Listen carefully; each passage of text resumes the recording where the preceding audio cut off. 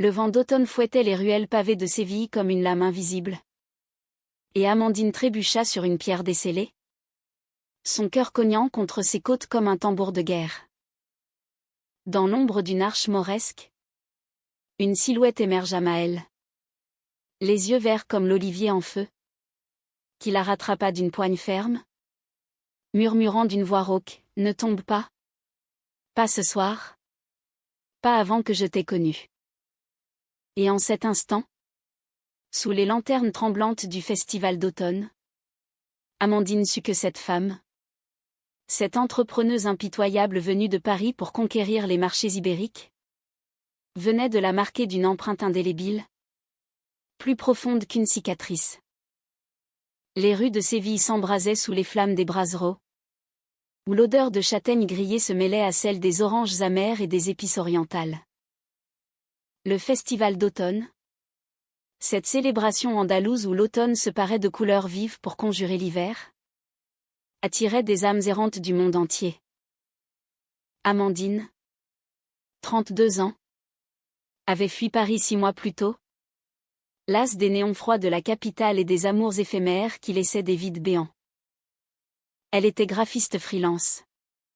Une rêveuse aux courbes généreuses et aux yeux noisettes qui capturaient la lumière comme des prismes. Ses cheveux châtains, libres et ondulés, dansaient avec le vent, et sa robe rouge, choisie ce soir-là pour défier la mélancolie, collait à sa peau moite d'excitation et de peur.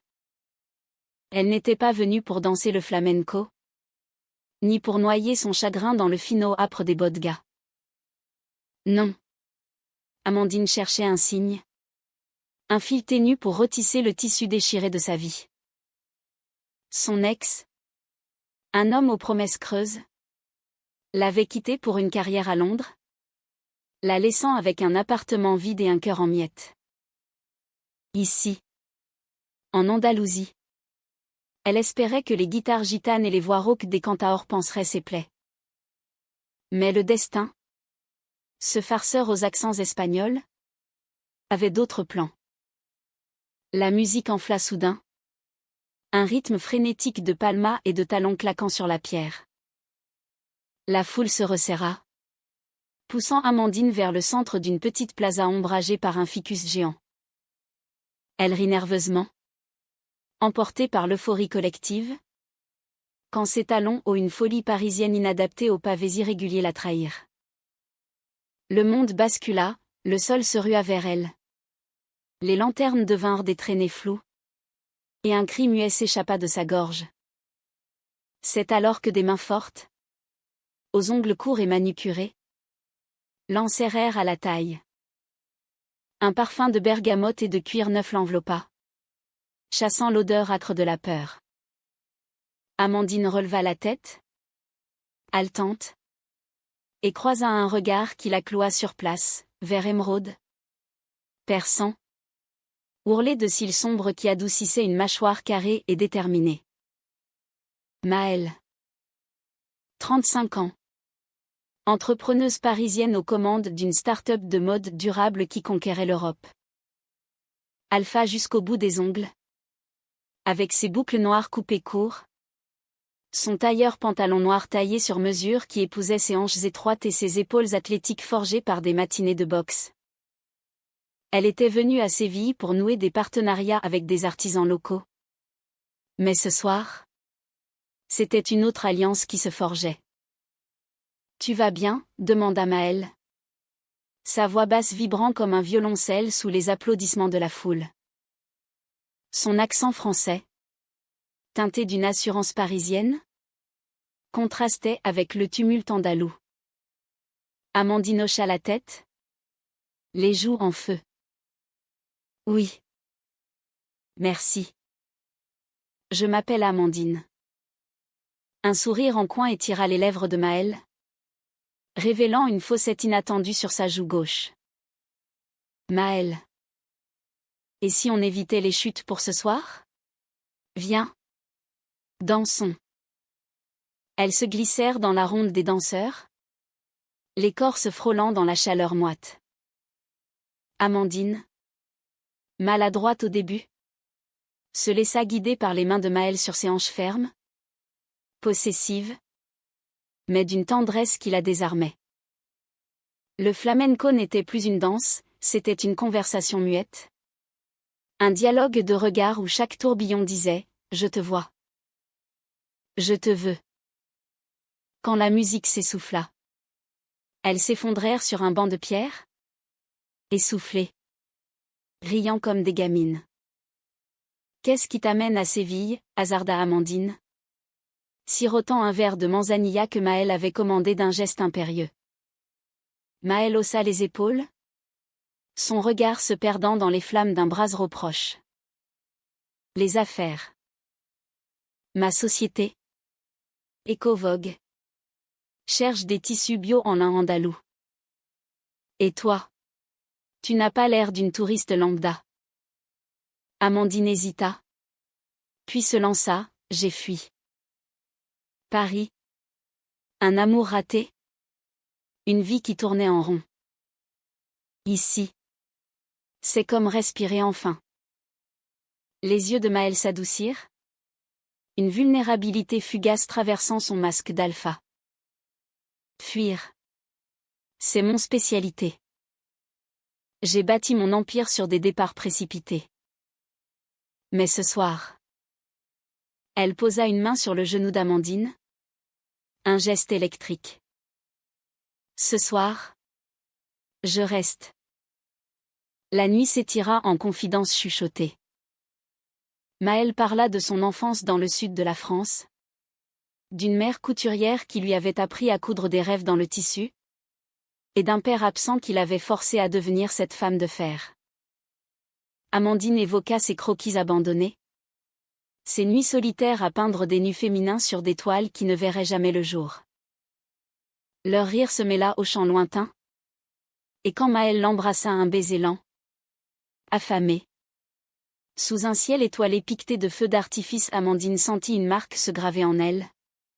Invisible mais éternelle. Les jours suivants furent un tourbillon.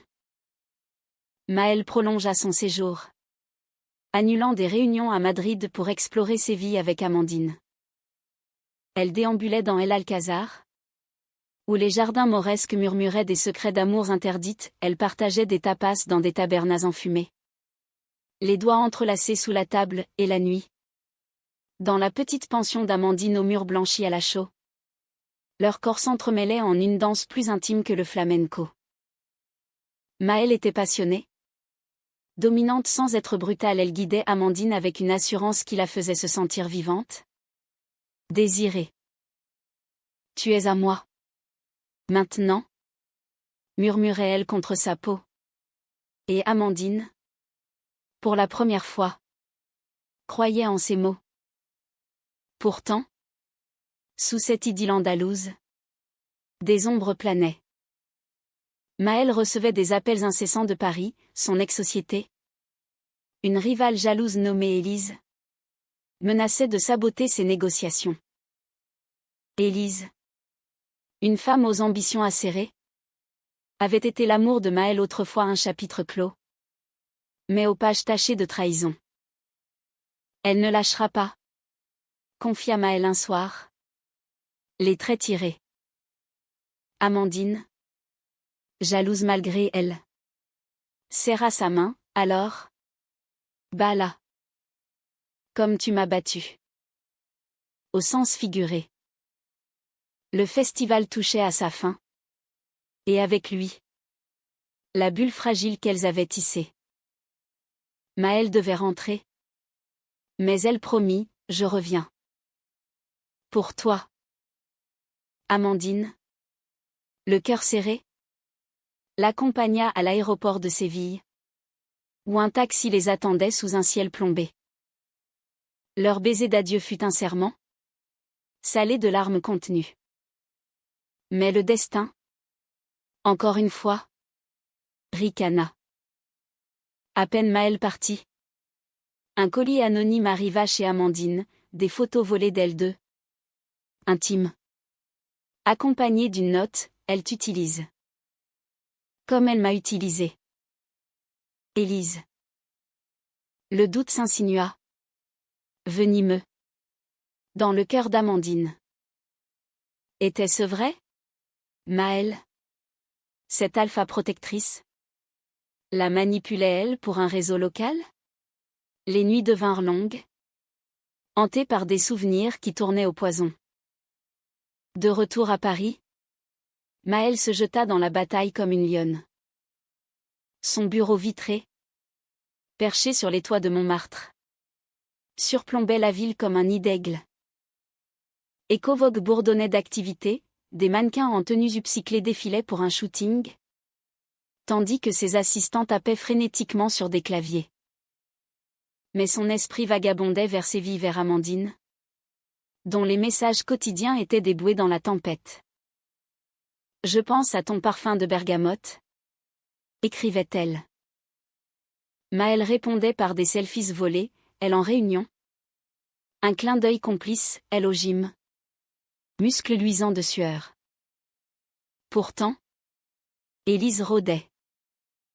Grande, blonde, aux yeux bleus comme des éclats de glace. Elle dirigeait Luxfer, un concurrent qui copiait sans scrupule les idées de Maëlle. Leur passé était un nœud gordien, amante 5 ans plus tôt. Séparée par une trahison, Élise avait volé un prototype pour le vendre à un géant chinois. Maëlle avait juré de ne plus aimer, de se blinder derrière son armure d'entrepreneuse. Mais Amandine avait fissuré cette cuirasse. Un soir pluvieux, Élise surgit dans le bureau de Maëlle, trempée mais impeccable dans un trench Burberry. « Tu crois que Séville t'a changé » siffla-t-elle, jetant une enveloppe sur le bureau. Dedans, les mêmes photos qu'Amandine avait reçues. Maëlle blêmit. « C'est toi. Tu la menaces » Élise ricana, s'approchant trop près. « Je protège ce qui est à moi. Ton petit flirt andalou n'est qu'un caprice. Reviens-moi. Maëlle. » On était parfaite. La rage enflamma Maëlle. Elle la repoussa, le cœur battant. Parfaite? Tu m'as brisé. Sors d'ici, ou j'appelle la sécurité. Élise partit. Mais le mal était fait, elle avait semé le doute. Et Maëlle savait qu'Amandine douterait. À Séville, Amandine luttait contre l'obsession. Elle erra dans les marchés, touchant des tissus soyeux qui lui rappelaient les caresses de Maëlle. Mais le doute la rongeait. Élise avait joint un dossier, des emails montrant Maëlle négociant avec des fournisseurs andalous avant même leur rencontre. Coïncidence? Ou calcul? Amandine pleura des nuits entières, son pinceau traçant des portraits déformés de Maëlle belle, mais mensongère. Puis, un appel, Maëlle. Voix brisée. J'arrive. Il faut qu'on parle. Élise. Elle ment. Amandine raccrocha, le cœur en guerre. Mais l'amour, ce traître, la fit attendre à l'aéroport. Robe rouge froissée, yeux rougis. Maëlle descendit de l'avion comme une tempête. Sac à main en bandoulière. Regard farouche. Elles s'embrassèrent dans le hall. Un baiser désespéré qui attira les regards. « Crois-moi » implora Maëlle, la serrant contre elle. « Je t'aime. Vraiment. » Elles rentrèrent chez Amandine, où les mots jaillirent comme un torrent. Maëlle avoua tout, son passé avec Élise, sa peur de l'engagement. Comment Amandine l'avait guérie. « Tu m'as marqué. Toi aussi. Au festival. Quand je t'ai vu trébucher. C'était comme si le monde s'arrêtait. » Amandine pleura, puis rit. Et leurs corps se retrouvèrent dans un élan de réconciliation. Les jours suivants furent un baume, Maëlle annula ses rendez-vous, aidant Amandine à monter une expo de ses toiles dans une galerie locale. Elle marchait main dans la main sur les remparts de la Giralda, ignorant les murmures homophobes d'un vieux quartier. L'Andalousie, avec sa tolérance latine, les enveloppait comme un manteau chaud. Mais le conflit couvait. Élise, furieuse d'être ignorée, passa à l'attaque. Elle contacta les fournisseurs de Maël, répandant des rumeurs de plagiat. Les contrats s'effritèrent, et Maël, alpha jusqu'à l'os, se rua à Paris pour contre-attaquer. Reste ici, supplia-t-elle Amandine. Je reviens vite. Seule à nouveau, Amandine reçut une visite inattendue, une amie de Paris, Camille, qui avait entendu les ragots. Camille, 30 ans, aux cheveux roux et au sourire espiègle, était une ancienne flamme d'Amandine brève, mais intense. Il paraît que ton alpha t'a largué pour les affaires, taquina-t-elle, posant une main sur son épaule. Amandine recula, mais la solitude la rendit faible. Une soirée arrosée de sangria mena à un baiser impulsif, que Camille transforma en nuit passionnée. Le lendemain, rongée par la culpabilité, Amandine confessa tout à Maël par message. Silence. Puis, je rentre. On parle. Le retour de Maël fut un ouragan. Elle trouva Amandine prostrée, et au lieu de hurler, elle l'enlaça. J'aurais fait pareil, si j'étais faible. Mais on est plus forte ensemble. Pourtant, la graine de la trahison était plantée. Maël, blessée, devint distante, s'énuyantait par des doutes. Était-ce la fin? Avant même d'avoir commencé? Le festival d'hiver approchait. Et avec lui, une opportunité, une foire artisanale où Ecovogue pourrait briller. Maël décida de miser tout et d'emmener Amandine comme muse. Mais Élise, tapie dans l'ombre, préparait son coup final. La foire d'hiver de Grenade s'annonçait comme un joyau dans la couronne andalouse, stand de poterie lustrée sous la neige rare. Arômes de turon et de vin chaud flottant dans l'air piquant. Maël avait investi tout son capital dans un défilé, des robes en lin sévillant, teintes avec des pigments naturels, portées par des modèles locales aux allures de gitanes modernes. Amandine, réconciliée mais fragile, avait conçu les visuels affiches où des femmes enlacées défiaient les conventions, inspirées de leur propre histoire. C'est nous. Là-dedans, murmura Amandine en accrochant une toile géante au stand. Maël, en jeans slim et chemise blanche déboutonnée juste assez pour révéler un collier d'ambre cadeau d'Amandine, posa un baiser sur sa tempe. Et ce soir, on le prouve au monde. La journée fut un triomphe initial. Les acheteurs affluaient. Signant des contrats, les flashs crépitaient. Amandine, rayonnante en robe verte olive qui mettait en valeur sa silhouette voluptueuse, posait aux côtés de Maël, dont l'assurance alpha attirait comme un aimant. Leur alchimie était palpable, un regard complice par-dessus une foule, une main effleurant un poignet. Pour la première fois, Amandine se sentait vue, non comme une ombre, mais comme une flamme. Mais au crépuscule, alors que les premières neiges saupoudraient l'Alhambra au loin, Élise frappa. Elle surgit au stand, flanquée de 2 investisseurs des hommes en costard, visage de pierre. Félicitations. Maël, lança-t-elle d'une voix mielleuse, tendant un dossier. Mais c'est issu. Volé à mes fournisseurs. Et ces designs? Inspirés de mes collections parisiennes. La foule se tut. Maël pâlit. Mais son regard d'acier ne vacilla pas. Mensonge. J'ai les contrats originaux. Élise sourit. Carnassière. Prouve-le. Ou perds tout. Elle se tourna vers Amandine. Un éclat malveillant dans les yeux. Et toi? La petite muse. Tu sais ce qu'elle cache? Son passé avec moi. Elle collectionne les cœurs brisés. Amandine sentit le sol trembler.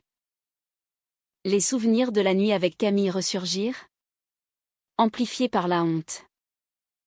Elle recula, murmurant, Maëlle. Dit que c'est faux. Mais Maëlle, acculée, explosa, Élise. Tu es pathétique. Tu n'as rien. Que ta jalousie. Une bousculade s'ensuivit, un investisseur trébucha, renversant un présentoir de robes. Dans le chaos, Élise glissa une main vers Amandine, feignant de la soutenir, mais ses ongles s'enfoncèrent comme des serres. Laisse-moi t'aider à voir clair, siffla-t-elle. Maëlle bondit, arrachant Amandine à son étreinte. Ne la touche pas. Son cri résonna. Prit mal. Et elle se plaça devant sa bien-aimée comme un bouclier. La foule murmura. Des téléphones filmèrent. Élise, démasquée, recula. Mais le mal était fait, les rumeurs enflèrent. Et les contrats signés plutôt furent gelés. Cette nuit-là, dans une chambre d'hôtel aux murs tapissés de velours grenat, Maëlle et Amandine s'effondrèrent. J'ai tout gâché, sanglota Maëlle, sa carapace d'alpha fissurée. Amandine, caressant ses boucles ébouriffées, secoua la tête. Non. C'est nous contre le monde. Mais. Et Camille? Tu me pardonnes vraiment? Maëlle releva la tête. Yeux humides. La trahison fait mal. Mais l'amour guérit. J'ai trahi Élise autrefois. Par peur. Pas toi. Jamais. Elles firent l'amour lentement. Corps entrelacés comme des vignes, effaçant les ombres par des murmures de promesses. Au matin, Maëlle jura, je vais la détruire. Pas par vengeance. Mais pour nous. De retour à Séville, Maëlle lança une contre-offensive. Elle contacta un avocat. Fouilla les archives d'Ecovogue pour prouver l'innocence. Amandine, de son côté, peignit une série, marques d'amour, d'étoiles où des femmes marquées par des tatouages invisibles se protégeaient mutuellement. Une galerie les exposa, et les médias locaux s'emparèrent de l'histoire, un scandale romantique à l'espagnol. Mais le vrai conflit éclata quand Élise, acculée, enleva Amandine. Pas un kidnapping hollywoodien, mais une ruse, un faux appel de Maëlle. Et Amandine se retrouva ligotée dans une villa isolée près de Ronda. Les falaises calcaires en contrebas comme un avertissement. Elle ne viendra pas. Ricana Élise. Un verre de Rioja à la main. Pas pour une traîtresse comme toi. Amandine. Le cœur battant. Défia, tu te trompes. Maëlle me protège comme sa vie. Et en effet, Maëlle arriva. Non pas seule, mais avec la police à preuve en main. Élise arrêtée pour chantage et diffamation. Le sauvetage fut un climax émotionnel, Maëlle déboula dans la villa. Essoufflée. Plaçant son corps entre Élise et Amandine. C'est fini. Dit-elle. Voix tremblante mais ferme. Elles fuirent ensemble. Main dans la main. Sous un ciel d'orage qui se dégageait. Les semaines suivantes furent un renaissance. Élise. Inculpée. Disparue des radars. Son empire chancelant sous les poursuites. Maëlle. Victorieuse mais épuisée, vendit une partie d'Ecovogue pour se recentrer sur l'essentiel, des partenariats éthiques en Andalousie. Elle acheta une maison à Séville. Une finca aux murs ocre avec un patio fleuri de jasmin, où Amandine pourrait peindre à l'ombre des orangers. Leur amour, forgé dans le feu, s'approfondit en une tendresse quotidienne. Le matin, Maëlle préparait du café fort, tandis qu'Amandine esquissait des croquis sur la table en marbre. « Tu es ma muse alpha » taquinait Amandine. Et Maëlle riait, l'attirant pour un baiser salé de sueur matinale. Elle voyageait, un week-end à Cordoue, où les arches de la Mesquita évoquaient des étreintes éternelles, une escapade à Malaga. Pieds dans le sable, chuchotant des rêves d'avenir. Pourtant, les cicatrices persistaient. Amandine luttait contre l'insécurité des nuits où elle se réveillait en sueur, hantée par la voix d'Élise. Maëlle, de son côté, affrontait la peur de l'abandon, et si je te perds, avouait-elle un soir, blottie contre elle sous un ciel étoilé. Amandine, avec une douceur infinie, traça un cœur sur sa paume, tu m'as marqué au festival. C'est pour la vie. Le climax émotionnel vint lors d'une expo à Madrid, Marque d'amour y fut présentée, avec Maëlle en guest d'honneur. Devant une salle comble, Amandine prit le micro. Voix chevrotante, cette série n'est pas seulement d'étoiles. C'est une histoire de trahison, de doute, mais surtout de protection. Maëlle m'a sauvé pas seulement d'une rivale, mais de moi-même. Elle tendit la main. Et Maëlle la rejoignit sur scène, l'embrassant devant tous. Un geste audacieux qui fit taire les sceptiques. La presse s'emballa, l'alpha et la muse, un amour andalou. Ecovogue rebondit. Et Amandine lança son propre studio, collaborant avec Maëlle sur des collections inspirées de leur voyage. Leur relation, loin d'être parfaite, était humaine, des disputes sur les horaires fous de Maëlle, des réconciliations passionnées sous la douche, des silences complices devant un coucher de soleil sur la Sierra Nevada. Un an jour pour jour après le festival d'automne, elles retournèrent à la plaza où tout avait commencé. Les lanternes scintillaient à nouveau. La musique gitane emplissait l'air. Maëlle s'agenouilla. Non pour un anneau trop conventionnel pour elle, mais pour un pendentif en argent, 2 oliviers entrelacés, gravés marqués pour toujours. Épouse-moi, Amandine. Pas devant un prêtre, mais devant le monde. Sois ma partenaire, ma protectrice, ma vie. Amandine, larmes aux yeux, l'embrassa, oui. Et je te protégerai comme la mienne. Leur fin n'était pas une fin, mais un commencement.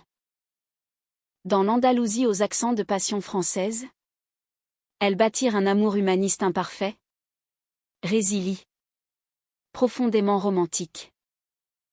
Pas de château en Espagne, mais une finca où les rires fusaient, où les corps s'entremêlaient sous les étoiles, et où chaque automne ramenait le souvenir d'une chute évitée, d'une marque éternelle. Car dans ce monde de trahison et de conflits, l'amour vrai n'était pas une armure, mais un bouclier partagé, forgé dans le feu de Séville. Et ainsi, sous les lanternes éternelles, Amandine et Maëlle dansèrent, libres, marquées l'une par l'autre, pour toujours.